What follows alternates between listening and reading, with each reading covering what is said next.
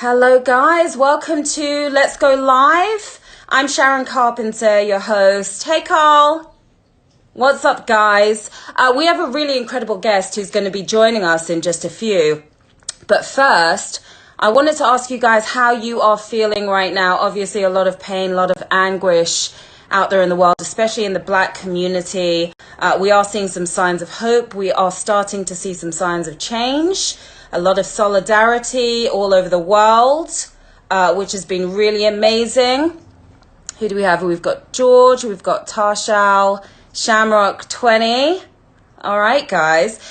So my guest this evening is the face of one of the biggest video games in the entire world, NBA 2K. Are you an NBA 2K fan? Ronnie 2K is going to be here with us. And Ronnie is all over Instagram. He's all over Twitter. He has a huge following. You see him hanging with Drake, LeBron James, Steph Curry, Justin Bieber. But even though he is living life in the public eye, he is also someone who's pretty private. So my mission today is for you guys to really see who is the real Ronnie 2K. We're going to be talking to him about George Floyd and Black Lives Matter as well. Let's see if Ronnie is with us. Ronnie's here. Okay. Guys. He should be with us in 2 seconds, waiting for Ronnie. I haven't seen Ronnie in a while. Here he is. Hello. Hi. What's up, How's Sharon? it going? I'm great. How are you? You're so tall, the top of your head is cut off. Yeah. You're like 6'5". Let's see if I can. There we go. Better. You've sorry got your about- little top right there. Sorry about the dog. Oh, no worries. I've got my cats. I'm just hoping that they remain calm. Yeah, this whole work from home thing is challenging when it comes to pets and children. I don't know It about the children really part, is. You're like live streaming, and then there's like banging and crashing as your pet's like smashing something in your apartment. How Totally. are you doing though? You're in San Francisco at the moment, right? Yeah, I'm in San Francisco. I've been here since quarantine, and yeah, I mean, I couldn't think of a better place to be, especially with everything that's going on around the country. I know, and speaking of that, let's start there. The Black Lives Matter movement, this was all sparked from the killing of George Floyd. It's been amazing to see people all over the world coming together in solidarity with the Black community. As a man of color, you're Indian. I'm actually half Indian for those who don't know, but as a man of color, how have you been impacted by this? What are your thoughts on what's happening here? I just think that, you know, in the terms of 2K, I'll speak about that real quickly. We're really a platform for togetherness. I mean, that's what gaming is about, you know, being able to come together as a community and, you know, play the game that you love. And so I think it's very important to allow the platform for people to come together and talk about these issues if they so fit. And there's, you know, I feel like there's a lot of different ways to participate in this dialogue. And it's been great to see people come and do that. I mean, me personally, obviously, it's affected me heavily. I have a lot of friends. Our fan base is directly impacted by this. So I had a lot of feelings. It was a very hard week for everyone, and you know, it's just important, like, to be heard and come together. I mean, I think that's the important kind of narrative throughout this thing. Definitely. I saw that you posted something on Instagram earlier today. It looks like there have been some adjustments to the game to stand in solidarity with Black Lives Matter. Is that what's going on? So this past Thursday, you know, we wanted to be thoughtful, and we wanted to also be ourselves. You know, it felt like a lot of kind of companies and people were just jumping in, not really thinking about how they fit in their narrative. Yeah. And so, you know, 2K took a beat and we're like, how do we impact the world? How are we a platform? And so, you know, we shut down the game on Thursday for a couple hours and put Black Lives Matter clothing in the game and allowed people to kind of participate however they saw fit. And I thought that was very us. And then, you know, we've had this program for a couple of years, 2K Foundations, that gives back to you know, areas that need basketball courts, and Yeah. Obviously basketball is the great equalizer. It's about entertainment and, you know, that love for a sport when you're a kid. And so it was very important for us to, you know, participate in that level. We added $1 million towards that, you know, funding, and are bringing basketball courts across the country, That's amazing. to bring basketball to kids that, you know, need it. And that felt like very us, as opposed to just jumping on, you know, the bandwagon. We definitely took our time, we're thoughtful, and I feel like we've responded in a very nice way. Yeah, I love that. Can you talk a bit about the Indian American community sort of standing in solidarity with the Black community right now? Because racism is something that we've experienced as well. Have you personally experienced Yeah, racism? I mean, as a kid, you know, I live in an area that's predominantly not, you know, white, and so as a kid, I had definitely had to inform people of what, you know, the Indian origin, and specifically being Sikh, is about. So as a kid, you know, I faced a lot of the same stuff that everybody else has, and you know, like, this whole thing is about educating and being heard and listening, and, you know, community. I mean, ultimately, this is about community, and so I think that that's the message. And even as a kid, that was the message. You know, like, you want to inform and educate and build community around, you know, your own beliefs. We're so different, but at the same time, you know, it was actually my caption this morning, and I really mean it. Like, we just go further when we go together, you know, like, and I think that that's really the message. And but before we can go together, I think that, you know, people need to be educated and learn about all these different beliefs and understandings, and you know, love everyone for how different they are. Yeah, absolutely. And hopefully we're on our way to a much better world. Now, you are the face of NBA 2K, right? But you do so much more than just appearing in the game and hanging out with celebrities. Can you give us an overview of what it actually means to be Ronnie 2K? Yeah, I mean, so I've been at 2K for 12 years, and the growth, and, you know, we talk about building a platform. The game itself has become such a great platform for musicians to, you know, get their music out, and for clothing brands to get their clothing out, you know, within the neighborhood and stuff. So I think that, you know, I'm the kind of the personification of that. You know, like, when we have a message, it's about being human and being accessible to the fans. And obviously, you know, feedback ranges. Our fans include dignitaries, and they include people that, you know, play the game every single day, and trying to find that balance of taking that, you know, the feedback, and trying to be better and be a better platform, to do better for the world, is really kind of the impetus of my role. Yeah. I'm not a developer, as you know. I couldn't code my way out of a paper bag. Although people think that you are, right? Because you get the Yeah, blame I mean, when that's something goes fine. wrong or Again, something happens to part him. of this whole thing is education, right? Like, so, you know, I it's very important for me to figure out. I'd say my role, more than anything, is about figuring out how to leverage 2K as a platform, you know, for everybody that we work with, and that goes from the everyday fan all the way to, you know, the Travis Scotts of the world, right? So, like, that's why I range in a lot with who I work with, and why, you know, 2K, um, which is this amazing game and has come so far in 12 years, but it's also really delved itself into culture, and we can have a point of view on things like Black Lives Matter and whatnot. And it's not just forced. It's something that has been built over time. I mean, 2K Foundations, the program that we, you know, invested an extra $1 million into last week, it's been a platform for that exact thing. Like, we've been attacking racial injustice in the way that we feel like we were able to attack it, Yeah. um, the way that we can, and so, like, it's Because there are about being different just ways. being There's no one way. and it's Yeah. authentic. It's not just like some forced sort of thing. So that's kind of the point of view. So you know, as the, like, personification of the brand, it's just been a real treat, to watch, you know, the expansion of gaming and the expansion of the NBA, and obviously the cultural impact that basketball has. Yeah. So we know Ronnie 2K, Hmm. right? I know Ronnie Singh because we've known each other for like 10 years, right? Yes, We we don't have. even go by years, we go by NBA 2K launches, Launches, right? It was seriously. like 2K11, I think, when we Yep. first met. I know that would make this year the 10-year, right? It's our 2K20, 10-year anniversary, yeah. 2K21 is just a few months away. We have to see, is there going to be, I guess you Who don't even knows? I answer don't know. this. It's Who probably just knows? becoming virtual. Yeah.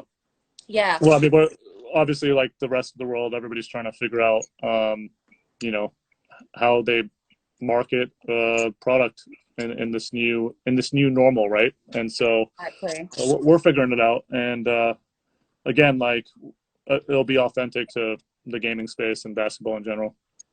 So I want to do something fun with you, right? Hmm. I call it the 10 in 10. So it's 10 revealing and random questions that you have to answer in 10 minutes. You can go over though if you want. We did this with Chris Okay. Ross, we did this with Lamore Morris as well. Okay. These questions are going to be coming at you out of left field. So you never know what's going to be next. But Sure. this is an opportunity for people to see who is the real Ronnie, Okay. right? Okay. So you ready for your 10 in 10 challenge? I'm a little scared, but yeah, go ahead. We go way back. I won't do anything too crazy to you. Okay, so complete the sentence. This is question number one. Complete the sentence. I give good blank. I give good. Wow. We're I going give right good in, Ronnie. blanks. We're going right in. I give good blank. I think. I mean, I sort of spoke about it earlier, but I think I give good platform for others to, maximize their unique point of view and message. Like I think about the gamers of our world and, growing, the flight whites and the cash nasties and the people that, are very important to the 2K kind of community and, giving them the platform to go out and do stuff. Yeah. I think that's really like if you're going to build a platform and NBA 2K is inevitably a platform, you also got to be able to provide a platform for the next generation. And so like I think that's really the important thing. And I'm really proud of seeing some of those gamers kind of take it to another level and build their own platform. Yeah, it's amazing. Good answer. Okay, question number two. You certainly get a lot of attention when you're out and about. I've seen it with my own eyes, and I've seen it building your fan base over the past few years. So now Mm-hmm. there have been times you've been mobbed, basically. Mm-hmm. So many people swarming you. But what is the wild and craziest super fan experience that you've had so far? Craziest super fan experience. I mean, I'm so like grateful when fans approach, and there's been a lot of times where I've been very back. I talked about there's a running. Oh, sorry. Go ahead. Yeah, sorry, your feed's Were you gonna breaking ask up me a something? little bit. Oh, okay. Um, Sorry. Now I I'm think as it's close to back. the Wi-Fi as possible. You um, are. I You're was just sitting saying, on the like, it's Wi-Fi. actually a scene. It's actually a scene in this year's 2K. We talk about like how Harrison Barnes' wedding, which I've talked to you about this before. There were kids trying Yeah. to break in to like meet like what we would think would be NBA players. I mean, Steph Curry was there, Kyrie was there, et cetera, et cetera. Yeah. And yet they were looking for me, which was pretty funny to take pictures and stuff. I mean, You that's got really stalked. unusual. Did they find Like, you? yeah, they found out about the wedding, but like you would think it'd be to find these players, but they were looking for me, and the security guards were like, "Who is that? Who is that guy?" This was obviously 6 years ago. But yeah, I like. But I'm obviously so grateful anytime a fan approaches, and I love hearing feedback and kind of, what we're doing. It's amazing. We try to change the game as much as we can every year, and it's unlike any other kind of title. Our dev team is amazing, but we have to kind of stamp the game every year, and so it's interesting to see what people think, and I'm really excited about next year's game, and as we continue to innovate over the years. But anyway, I'm diverging off topic. No, but yeah, that's an interesting one. Why do you think? Talk to me about how people have become so passionate. They're really passionate about the game, but they're very passionate about you as well. I Is mean, I that a think hard one like to people like answer? Because I know no, no, not you're really. humble. Okay. I know. I mean, I think that people like connecting with people more. I mean, I feel like that's, you know, going back to the Black Lives Movement thing. You know, you think about that last week in terms of a person, in terms of George Floyd, right? And I think that that's kind of the same thing in terms of marketing any product, right? Like people like connecting with people more. And, you know, we've had a lot of personalities over the years, LD2K, who you know really well, Rach Yeah. Kamita, etc. Hi, Chris. And, Watching. and, and you know, I think that people just like the connection of a person, that they can get real feedback. It's not very shilly, you know, it's authentic in its own way. And I think that that's why, you know, this kind of thing happens. Is it ever overwhelming? How do you Is it handle ever it if, yeah, is it ever overwhelming, all the attention? um no, I'm not really. I mean, no, not really. I You're pretty cool, calm, and collected. You handle it well. Yeah, I mean, I just, you know, you're being so complimentary, Sharon. I appreciate it. No, it's true. It's true though. I've seen you handling your DMs. We'll talk about your DMs a little later. Okay. Okay, so where are we? We're at question number 3. Okay, this is fun. If you had yourself as a roommate, what are the most annoying things you would have to put up with? Wow. We want to know Uh, the real Ronnie. Come on. I would say probably I'm like super laid back, and I feel like that would be annoying in like terms of like the daily routine of. I mean, I'm really clean, but like I feel like I just kind of put, you know, I'm always like so focused on work, and I'm not always thinking about like the bigger picture. I'm so laid back, so like sometimes that can be I could see that being a challenge if you have to live with me every single day. And the Um, shoes everywhere. Your shoes probably the take shoes up everywhere, like the that's whole annoying, house. you know. But like whenever I travel, like I always pack at the very last second, and that would probably be annoying if you were like traveling with me, things like that. Do you take your dog with you? Sophie? Yeah, Yeah. Is Sophie there? Can we see her? she is. You want to come here? Yeah. She's she's trying to play with. She's trying to get me to play fetch with her. She'll come in a little bit, I'm sure. Okay, so number 4. Okay, what's the biggest misconception about Indian culture? Let's set the record straight on whatever that is. Biggest misconception on Indian culture. Yeah. I don't know if this is a misconception as much as it's like I think that it's very rich, but it's also very modern. You're like I think that, you know, when you think of Indian culture, you think of like the traditional clothes and the, you know, Yeah. traditional like weddings and all that stuff, but it's a very nimble kind of thing. I mean, obviously, you know about the Bollywood Hollywood thing, and Yeah. um, you know that they trend set with fashion a lot as well, and so I think that's the kind of the big thing. You Bringing know, together that always on the westernized trends. look, East meets West, is so Yeah, cool, isn't it? yeah. Do you ever Always, do that? it's always, you know, pushing trends and Yeah. getting us to the East very much impacts the West for sure, and Yeah. just and it goes both ways. So Yeah. Good point. Good point. Okay. So let's see how you answer this one. In your role at 2K, hmm you rub shoulders with stars, ball players, but sometimes you rub them the wrong way. Not that you're meaning to. yeah, Which celebrity or ball player has gotten most pissed off with you? And most how pissed do off. you most pissed off? I know there are probably a lot to choose from. Um, And how did you handle that? I mean, again, like I think that you know, in your daily routine, you're gonna vibe with some people, and you're not gonna vibe with some people. You know, I think that it's just like you would deal with in your regular life. You think about the interest in trying to find common ground and listening, and so I can't think of anybody specific. Like usually, once people get to know me and really know me, it's you know a lot easier to, you know, find collective ground, I guess. It's probably the player ratings more than anything, right? Yeah, So and how do you handle that? the funny thing about that is I'm just the messenger in terms of that, right? Like we've found like a really cool way to market that. And again, as the personification of the brand, it's more,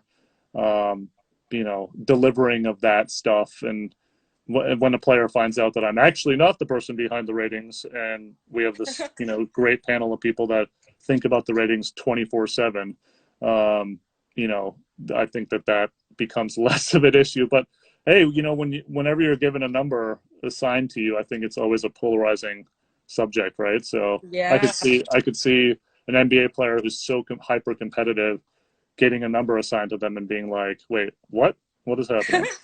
So And there's a day when the numbers come out. Everyone's looking for that number. oh, How does that 100%. work? No. Yeah, we usually try to create something on social media. This past year, we did a rating show that Anthony Davis and I hosted, revealing everybody's rating. And I remember what he was. I think he was the 7th highest rated player, and he was pretty fired up. He was pretty upset about that live on camera, which was pretty funny. Especially as he was hosting that with you. He was our cover guy as well. We But love look, Anthony Davis, so yeah. yeah, he's the best. But again, they're hyper competitive, and if they're going to get a number assigned to them, they want to be number one, no matter who they are. So, Yeah. and that's what got them in the league, and that's what drives them competitively every day. Can you talk to us at all about the scandal? Was this even real? Like you accidentally dissed somebody on a live stream or something? Oh yeah, yep. So obviously the ESPN NBA Players Tournament was right at the beginning of Shelter, and what people don't really know is I was trying to host like this show from right here in my bedroom, right? And it was going on national TV. And, I pushed the wrong button. I was also like producing in terms of, getting our tech team to set up with the players and stuff. And so I was so frustrated, obviously, overwhelmed with the work thing. And I slipped and called somebody something that, by the way, I haven't even met, DeMarcus before. DeMarcus Cousins, right? I don't know him. I've gotten to know him a little bit after that. And I mean, immediately I regretted it, but I feel like at that point, I was so frustrated. I probably would have said that about my best NBA player friend, right? It was just one of those frustrating, overwhelmed moments, and trying to put on a TV show of that scale, which I've never done before, and never thought I would, from my bedroom. But it was what an opportunity to be on ESPN and have 2K kind of replace the NBA for a few minutes, in terms of these NBA players driving their competitiveness and playing 2K competitively. It was really cool what we ended up doing. And speaking of, you were actually on Jimmy Kimmel doing something similar, weren't you? So this past week, on Wednesday, myself, our buddy Anthony Davis, Jimmy Kimmel, and Guillermo played 2K, and with every 4-pointer we hit, we raised money towards Feeding America. If you guys missed it, it was a really cool segment, and obviously for a very good cause. I think we raised $265,000 for That's Feeding incredible. America. Wow. Last week. Yeah. But it also didn't feel appropriate to talk about with everything that was happening last week. So if you missed it, I would definitely recommend checking it out. I might post about it this week, as we. Yeah, I think people would love to see that.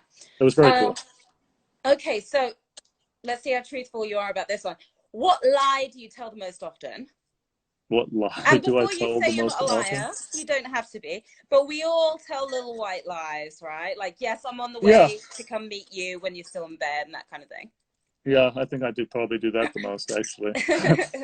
No, I mean, I think it's having a schedule, and trying to be everywhere at once, and not trying your best. Like, I think that's what creates issues, when you're trying to be everywhere. You probably better than anyone know my schedule, and it's challenging sometimes to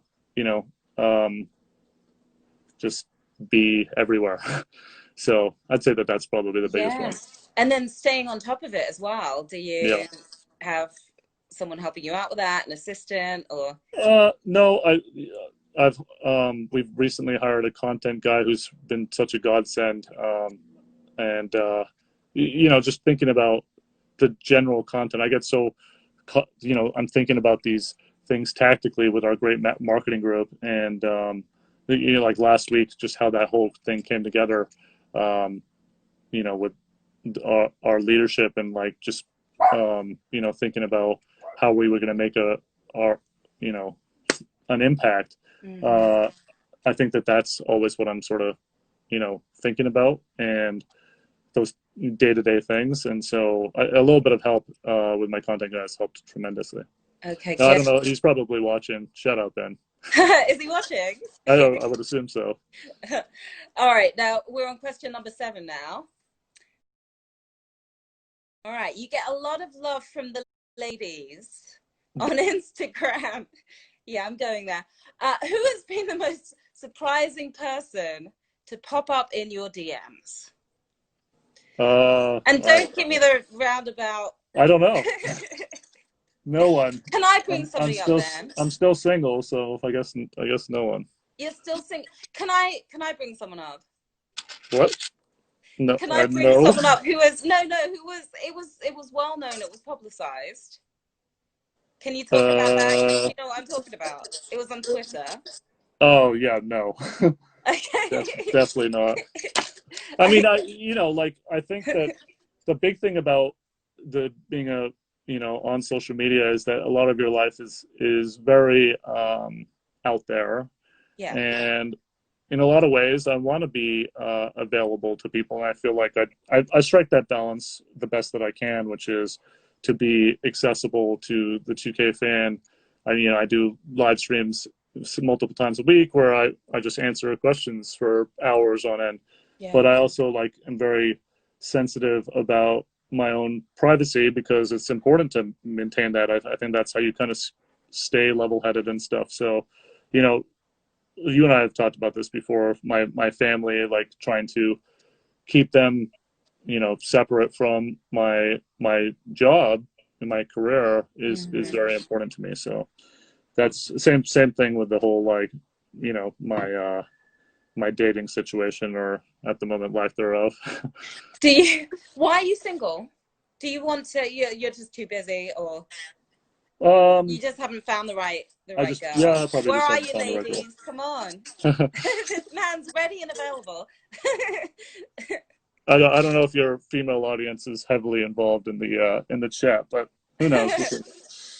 They're a little shy, Yeah, exactly. They're a little shy. They're probably not commenting right now. But yeah, what's your sort of outlook on dating? Outlook on dating. Yeah. I mean, I think it's important to find balance with everything, right? And so, you're trying to build I keep talking about community, but you're trying to build your community, and I think that anybody who's additive to that, it's a promising thing. But dating is challenging. You need someone who understands your schedule, probably, right? Yeah, understand. Well, even forget schedule. Understands you as a person, and everybody has their quirks, right? And so I just think that, and mine happens to be partly my schedule, but just a general understanding of you as a person and what you provide and all that stuff. So, yeah. What's another quirk that someone would have to sort of understand? With me? Yeah. Yeah, I mean, I'm super, as you know, super driven and super focused, and I feel like it's hard. I get a little bit of tunnel vision, and because I'm so ultra focused on doing the best that I can with everything that I'm doing, and trying to continue to take 2K to another level with our team, that I think it's hard for it's not for everybody to understand when somebody's so ultra focused, Yeah. So. Last question when it comes to relationships, what is your type? If there is somebody watching right now thinking, oh, I'd love to date him, do you have a particular type?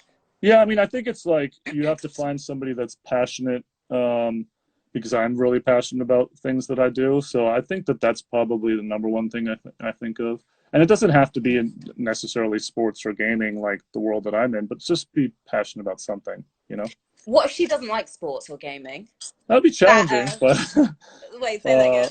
that would be challenging. No, I'm Yeah, just that messing around. wouldn't It'd be be a deal challenging, breaker. but it wouldn't be. No, I mean, look, I also, you know, I also think that there's something to somebody teaching you things about, you know, things you're not interested in and growing that way too, you know, like Yeah. this world offers us so much. And so if I can inform somebody on gaming and sports and they can get into that and they can do the same for me in some, you know, field that I don't know anything about, then that's pretty cool. Do you prefer that, somebody who is in a different field? I don't know. I haven't thought about that too much. I think I would understand either way. I don't think that that's a prerequisite. Just be passionate about something, you know? Got it. There you go, ladies. Okay, question number 8. If you were forced to relive a 10-minute block of your life over and over again for eternity, which 10 minutes of your life would it be? So it's kind of like Groundhog Day, but worse because it's just 10 minutes instead of a full day. That would get really boring real fast. So I'd have to think of for something eternity. I'd have to think of something that I just really enjoy. I mean, I'm very lucky and very blessed to have had a lot of just very memorable moments. The one that jumps to my mind is the last time I saw Michael Jordan. I've told this story before, but only because the reason that it probably jumps to my mind right now is because, oh, hello, Sophie. Here she is. Oh, there's Sophie, little cutie. Hi, Sophie. The only the funny thing about Sophie, get off me. I don't know the story, so you can tell the story again because some of the people watching probably don't know it. Yeah. I just played in the celebrity game 2 years ago in Charlotte, which is obviously a very big town for him. He's the owner of the Charlotte team, and after the game, I went to the brand party, which I think you and I have been to a brand party, Jordan brand party before. This past year we were there. Yeah. Oh, that's right. Yeah, actually, just a couple of weeks. Well, you weren't in Charlotte though, right? You weren't. I wasn't in Charlotte. No. Yeah. Where were we? We were in Chicago. We were in Chicago. Yeah. Yeah, like just before lockdown. Yeah, I mean that was really the last hurrah for a lot of people. It was. But I mean, it was really bittersweet too because it was really bittersweet though because of obviously Kobe's passing was, you know, so fresh for so many people, and so that was kind of it was a celebration and a legacy, but it was also very sad and bittersweet. So that was challenging. But yeah, going back to Charlotte, you know, he had his sons call me over, and I was so like, wait, what? And they're like, yeah, he just watched you play in the celebrity game and wants to talk to you about it. And I'm like, wait, Michael Jordan watched me play basketball? Like, what are you talking about?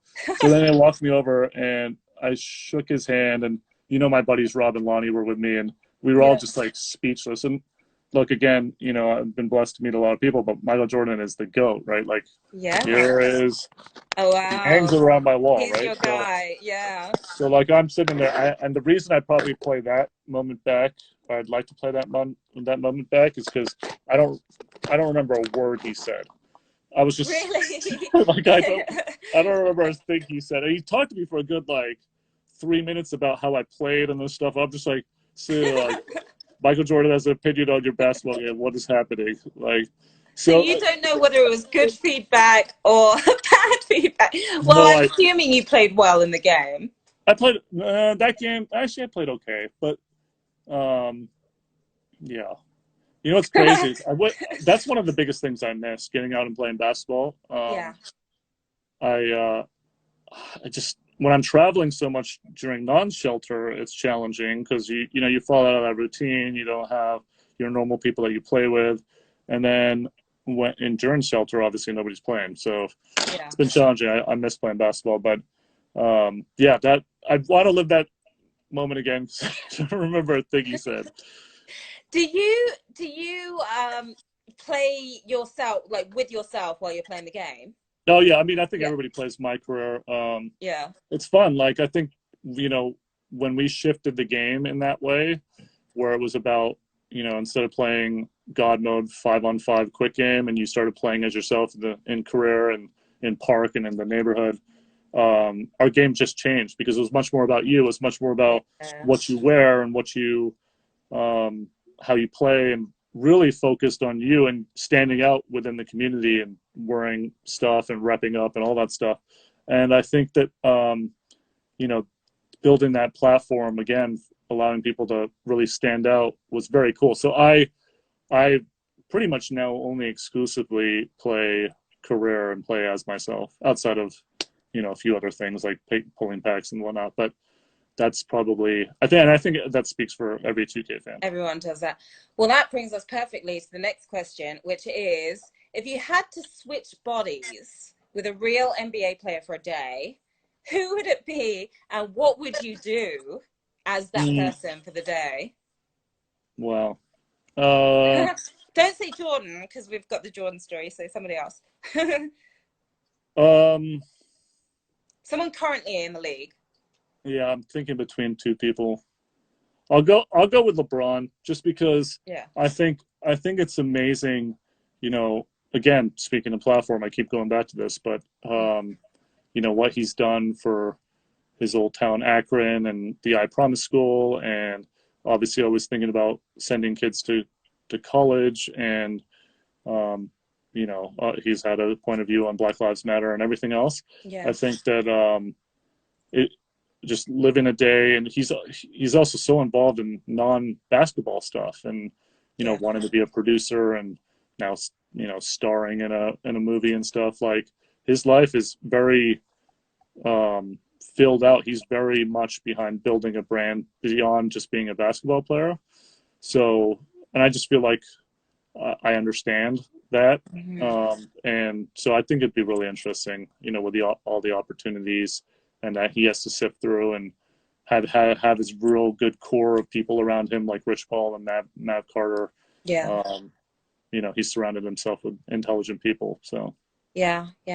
Well, definitely a good one. Good choice. Okay. So this is the 10th of the 10 and 10. I made it almost. You made it. Well, I was checking the time, so we probably went over, but still. Oh, good. Okay. What's the biggest self-realization you've ever had, and what advice can you give to us based on that realization that you came to? It's a deep one. Yeah, that's very existential. We're ending on a goodie here.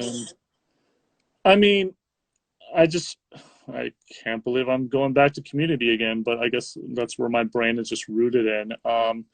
I think that the biggest realization is you are only going to get as far as the people that are around you. And I've been very lucky to work with just some amazing folks in my 12 years plus at 2K. And I can't think of a better situation in terms of like infrastructure and having the right folks around you to build a product. I mean, I just think back. I mean, if you think about 2K8, which is the first game that I joined 2K, and how far it's come, both from a development standpoint, which is incredible. Every year it's innovating and doing bigger and better things, but also from a like just a cultural perspective, and what our marketing group has done to make that happen.